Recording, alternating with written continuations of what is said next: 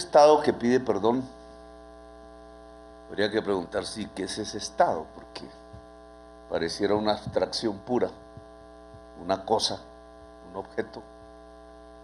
El Estado no es más sino gente, seres humanos que representan, condensan una sociedad en cierta forma.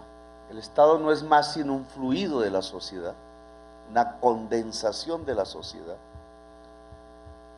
Cuando el Estado lo reconoce, es un Estado democrático, porque sabe que su fuente y su autoridad es la sociedad. Cuando el Estado no lo reconoce, esas gentes que están dentro del Estado no reconocen que simplemente son una emanación de la sociedad, se imponen contra ella, la sojuzgan, hablan de principio de autoridad, se creen que no son sirvientes de la ciudadanía, sino al contrario, que la ciudadanía es su sirviente, y aparecen formas que para nada son democráticas en ese Estado. Nosotros hemos querido, la Constitución del 91 así lo resalta, el sueño quizás colombiano, allá en el origen de la República, construir una democracia. Una democracia significa que este Estado es simplemente un sirviente de la ciudadanía. Pero habría que preguntarse, ¿y por qué mata a la ciudadanía? Porque este acto es un reconocimiento que hace un Estado en el sentido de confesar que mata a la ciudadanía, es decir, que no es democrático. Aquí estamos en virtud de un fallo de la Comisión Interamericana de Derechos Humanos, y habría que preguntarse, ¿y eso qué es? La comisión, igual que la Corte a la cual visitamos hace 2 días en Costa Rica, la comisión funciona en Washington, hacen ambos parte, una antesala de la otra, del Sistema Interamericano de Derechos Humanos. Tiene una raíz profundamente bogotana, y no solo profundamente bogotana, sino que casi que engarzada a la sangre derramada del pueblo bogotano, porque se creó aquí, en este lugar, hace 75 años, en un momento especialísimo, el 9 de abril de 1948, cuando llegaban todas las delegaciones de la mayoría de los estados, de las naciones, de las Américas, a reunirse en la llamada Conferencia Panamericana. Era para fundar este sistema, era para construir una carta de los derechos y las libertades de los pueblos, las gentes y los individuos de las naciones de las Américas. Cuando llegaban aquí a reunirse, encontraron la sangre, uniformes que parecían venidos de la Alemania y eran de la Alemania que acababa de perder la guerra en el 48, que vestían por igual la Wehrmacht y los nazis, derrotados en una de las grandes catástrofes de derechos humanos que ha ocurrido en la historia de la humanidad, y que aquí pululaban por un lado y por el otro en un amasijo de huesos y de sangre, de columnas de muertos, de hogueras de libros quemados y edificios. Así se fundó el Sistema Interamericano, en medio de nuestra sangre, la bogotana, y en medio de esta ciudad humeante y candente que iniciaba los ciclos de la violencia en Colombia, de los que aún no salimos. Tan profundo origen debería hacernos preguntar, bueno, y este sistema interamericano al cual acatamos aquí en este acto nosotros como parte de eso que llaman Estado. Yo, como jefe del Estado, dice la Constitución, ¿es acatado por el Estado? Ese sistema interamericano que nació aquí en medio de la sangre, este cementerio central, dicen las leyendas populares, aún guarda las fosas comunes de los muertos de ese día. Aún no se han podido encontrar. ¿Ese sistema interamericano realmente es aceptado en la sociedad colombiana y en el Estado? Y aquí la primera contradicción, yo diría la primera hipocresía, porque cuando se hace un reconocimiento a las víctimas por una decisión de este sistema interamericano, se partiría del hecho de que tanto la sociedad como el Estado integralmente reconocen en esas instancias como nuestras instancias judiciales. Y si uno se lee la Constitución, así sería. La Constitución del 91 dice que todo tratado internacional de derechos humanos signado por Colombia es parte de nuestra Constitución. No solo es parte de nuestras leyes, sino de nuestra propia Constitución, es decir, que la Carta Americana de Derechos Humanos, nacida en la sangre de Bogotá, es parte de nuestra Constitución actual, vigente. Y a pesar de leer eso en la Constitución, tampoco se aplica. En Colombia el Estado no aplica la Constitución del 91. Y por aquí ya nos vamos dando cuenta de por qué entonces desde el Estado se mata la ciudadanía. Es que no acatamos las normas básicas de la democracia. Y no me voy a meter en el debate de lo que esto significa, sino traerlo a la memoria, porque estamos en un acto emanado del Sistema Interamericano de Derechos Humanos, que incluso ciertas cortes de la justicia no reconocen en su pleno valor. No hay control de convencionalidad, le llaman los técnicos juristas a esto. No se reconoce la Carta de Derechos Humanos a pesar de que la Constitución lo ordena. Altos funcionarios del Estado aún dicen que esto es una justicia extranjera y que si se aplica simplemente estaremos desordenando la institucionalidad del Estado. Hay una reacción de parte de la sociedad y de parte del Estado a no aceptar que precisamente nos pueda regir una profunda carta de derechos individuales, liberales, con mecanismos ciertos de aplicación. Lo mismo sucede con la tutela y lo mismo sucede con otras instancias que cuidan los derechos de las gentes, las libertades de las gentes. Como jefe de Estado yo he pedido que se acate todas las sentencias de la Corte Interamericana de Derechos Humanos. Son 22. Solo se ha acatado una. Así están nuestras circunstancias ante los derechos humanos que el mundo defiende. De 22, solo una. Hablo de esto porque yo mismo soy beneficiario de este sistema, así como ustedes relativamente. Soy presidente de la República gracias al Sistema Interamericano de Derechos Humanos. Si no hubiera existido, yo estaría en una cárcel. Nunca hubiera podido pedir el voto ciudadano. Eso se intentó hacer. Pero no se trata de hablar del caso particular, sino de lo que nos convoca. Y de medir el vacío inmenso del acto que estamos haciendo.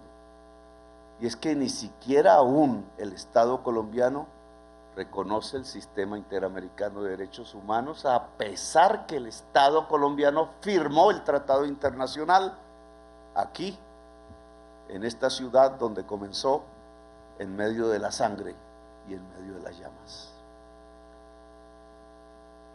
Ahora, decía el general Salamanca, director general de la Policía Nacional, hay que dar garantías de no repetición, pedir disculpas y dar garantías de no repetición. ¿Cómo se hace eso? ¿Cómo se puede garantizar que no se va a repetir este caso en particular, el asesinato de un artista, o cualquiera otro caso que tenga que ver con violación de derechos inscritos en la Carta Americana? ¿Cómo se garantiza? No es una frase, decirlo puede ser fácil, pero ¿cómo se realiza eso en la práctica en la sociedad colombiana acostumbrada, como dijo Liliana, a la muerte? Los mismos que asesinaron, quizás sin pensarlo, sin reflexionar, subliminalmente, podrían estar pensando que no les iba a pasar nada a la final, porque parte de la sociedad diría frases como esta: por algo lo mataron. Repetida una y mil veces frente a centenares de miles de asesinados desde ese 9 de abril de 1948, durante generaciones y generaciones en todo el territorio nacional. Creemos que la gente cae asesinada por algo que ocasionó la víctima, no el victimario. El victimario se va volviendo héroe, la víctima se va volviendo criminal. El victimario se va volviendo la fuente del aplauso popular y puede escalar las máximas alturas del poder. O frases como: seguro no estaría recogiendo café. Así se normaliza el asesinato. El asesino cree que va a pasar eso mismo cuando ocurre su propio crimen contra alguien o contra muchas personas. Cree que hay una sociedad que lo tolera y no está cayendo en mentira. Hay una construcción en el pensamiento de la gente que permite los asesinatos sistemáticos en Colombia. Por algo lo mataron, no estaría recogiendo café. Y en este caso particular estaba simplemente pintando una obra de arte. Como podría uno decir en otras partes del mundo, simplemente estaba cantando. O como podría pensar en otras partes del mundo, simplemente estaba practicando sus ideas, rezando o actuando. O como podríamos decir en otras épocas recientes, en otras partes del mundo, simplemente tenía el color de piel diferente, el origen étnico distinto. Eran distintos, diferentes. Eso ya no cabe dentro del marco del análisis de la sociedad colombiana en general. ¿Por qué mataron a Diego Felipe Becerra? Yo creo que en el intento, que obviamente no es de un individuo, sino social, de descifrar por qué mataron a Diego Felipe Becerra, es que se podría encontrar las razones que permitiesen el principio de no repetición. No como una frase, sino como un conocimiento de lo que está sucediendo en la sociedad para que no se repita, para transformarla. Pues a Diego Felipe Becerra no lo mataron por estar recogiendo o no recogiendo café. No lo mataron por algo extraño, sino por ser distinto. Podríamos decir, y podríamos profundizar, lo mataron porque de una pared gris de un solo color, gris y gris del cemento, hizo un cuadro multicolor, porque se oponía el gris uniforme al multicolor en las paredes. Yo lo viví también, no lo voy a traer a cuento, pero en esta misma 26 llena de grafitos, un día que se violó un derecho humano del alcalde y lo destituyeron, pintaron de gris la 26. Y a la siguiente noche 1000 jovencitos salieron clandestinos sin que nadie los convocara a pintar de nuevo multicolor la 26. ¿Qué hay en esa oposición entre un color gris uniforme y el multicolor de todos los colores? Dos visiones diferentes en la cabeza, sí.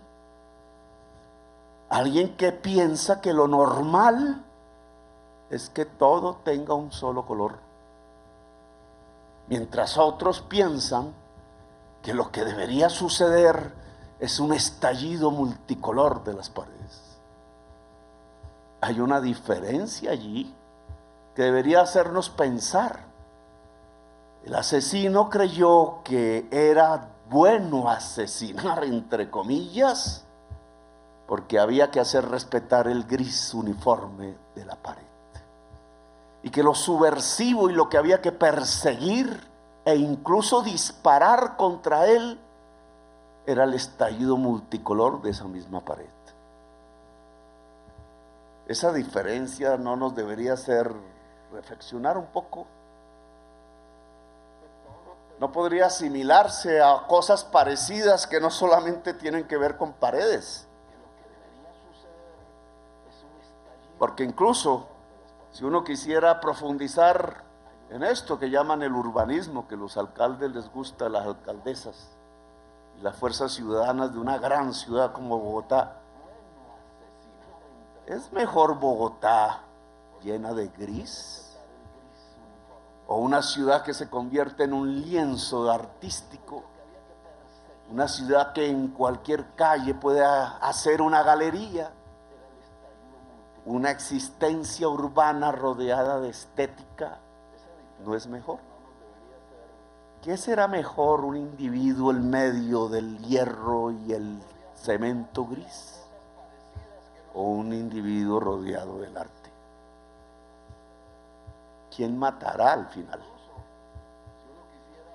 Y uno podría decir que el que vive en medio del arte no va a matar nunca, ni sus hijos si viven en medio del arte, ni sus nietos. Pero esto mismo que estamos observando en este caso particular, mataron porque iba a pintar de multicolor la pared gris, se encuentran otras formas, en otras cosas. ¿Por qué asesinaron a los miembros de la Unión Patriótica por miles hace unos años? Porque eran socialistas o comunistas. Leía un noticiero con gran titular porque le gustó al noticiero la palabra, la frase de un dirigente que seguramente de pronto, quién sabe, será presidente, diciendo: pero es que los socialistas son basura. ¿Cuánta gente piensa lo mismo en Colombia? ¿Cuántas veces se repite esa palabra en el común? Pero peor aún, ¿cuántas veces se repite desde el poder? Es que los socialistas son basura. Antaño decían: es que los liberales son el demonio. No hace 40, 50, 60 años, 75 años. La corbata de nuestro fiscal podría ser signo de muerte en aquel entonces, porque el rojo era perseguido. Ser rojo era ser condenado al fusilamiento, o al descuartizamiento, o a la desaparición, o al ostracismo. Una sociedad acostumbrada al cabo de las décadas a decir que un pensamiento específico es basura. No hace mucho la gente decían, este señor es un desechable. Desechable y basura se vuelven la misma palabra. Se es desechable porque se es pobre. Se es basura porque se es socialista y la mayoría no lo son. Se es demonio condenado al infierno porque se es liberal. Pues aquí también hay un popurrí de colores. Hay unas personas que piensan que en el pensamiento de los demás solo debe haber un color y solo uno, una especie de gris, como en las paredes, y que los que no son de ese gris, que los que son en su conjunto una especie de explosión multicolor del pensamiento, entonces también merecen morir, ser tratados como basura, ser tratados como desechables, ser tratados como carne que va al matadero. Es lo mismo que pasó con Diego Felipe. A lo mejor incluso el asesino pensó ambas cosas al mismo tiempo. Es que es subversivo pintar de colores la pared y por tanto él debe ser un comunista, merecedor de la pena de muerte. Y aún podría uno ir más allá. ¿Y acaso eso mismo no pasó antes en la historia? Esto que estamos viviendo aquí, de matar por ser diferente, sea por el arte, sea por el pensamiento político, no lo vivió Europa alrededor de los colores, las formas y los orígenes étnicos de la población. ¿Acaso no hubo alguien que dijo, es que hay una raza superior y las demás son inferiores? ¿Acaso no hubo una manera de transformar la acción en la medida en que lo que no fuera de color blanco y de tal forma su cerebro, su cráneo y su cuerpo y tal su origen étnico debería, por ser inferior, pasar al campo de concentración, a las cámaras de gas y ser asesinado ya no en un homicidio aislado en una esquina de una calle, sino en el genocidio? Es lo mismo. A ese le llamaban Hitler. Pues todas estas formas de actuar son Hitler multiplicado en diversos escenarios. Le dicen fascismo a eso. Pero cuando se dice fascismo, se está tratando de alinderar como si se tratara de cosas iguales, una ideología con otras y otras, y por tanto el fascismo es tolerable. No es una ideología, es un crimen. Lo que hay allí son criminales que ascienden al poder, son psicópatas. Pensar que un ser es inferior a otro por su color de piel no es un asunto de pensamiento, de ideas o de ideología, es un asunto de seres criminales. Lo que hemos observado en este desarrollo un poquito de lo que hay entre aceptar las diferencias y tratar de matar la diferencia es el ascenso del crimen al poder. Lo que mató a Diego Felipe Becerra es un criminal con poder. Los que mataron a la Unión Patriótica un poco más arriba de la pirámide del poder son criminales con poder. Lo que mató al pueblo judío, a los socialistas, comunistas, gitanos, homosexuales y personas sin discapacidad en Alemania por millones, y en Europa es alguien todavía más en la cúspide del poder, pero no es más que un criminal en el poder. Entre más asciende a la cúspide, más genocidio produce. Y Colombia es el escenario de ese tipo de procesos. Y si esto lo reconocemos, y discúlpenme que me extienda, entonces podríamos pensar cómo no se repite. Que es la garantía de no repetición a la que aquí estamos obligados y lo hago con muy buen gusto, a tratar de expresar como Estado colombiano. No es una frase. Entonces significa que para dar garantía de no repetición, no podemos permitir que el crimen ascienda al poder. Tenemos que aislar el poder del crimen y entregarle el poder a la sociedad. Hay que profundizar entonces una sociedad y un Estado democrático. No hay otra forma. En medio de un Estado autoritario son los criminales los que ascienden al poder.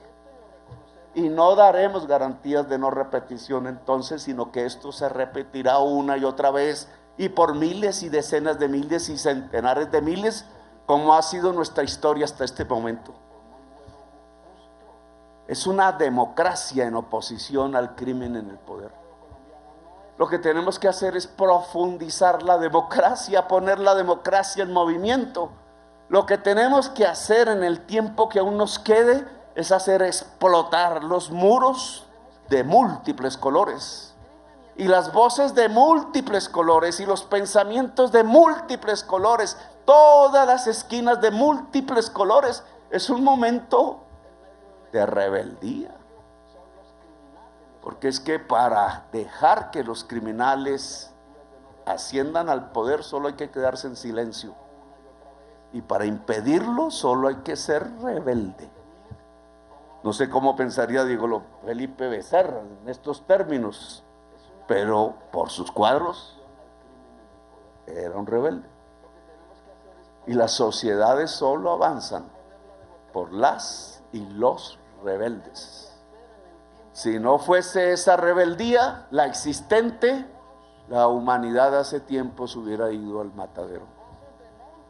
Hemos evitado el matadero y hemos agarrado la vida porque hemos explotado, hecho estallar, gritado los múltiples colores del ser humano, y no solo uno al que nos han querido conducir.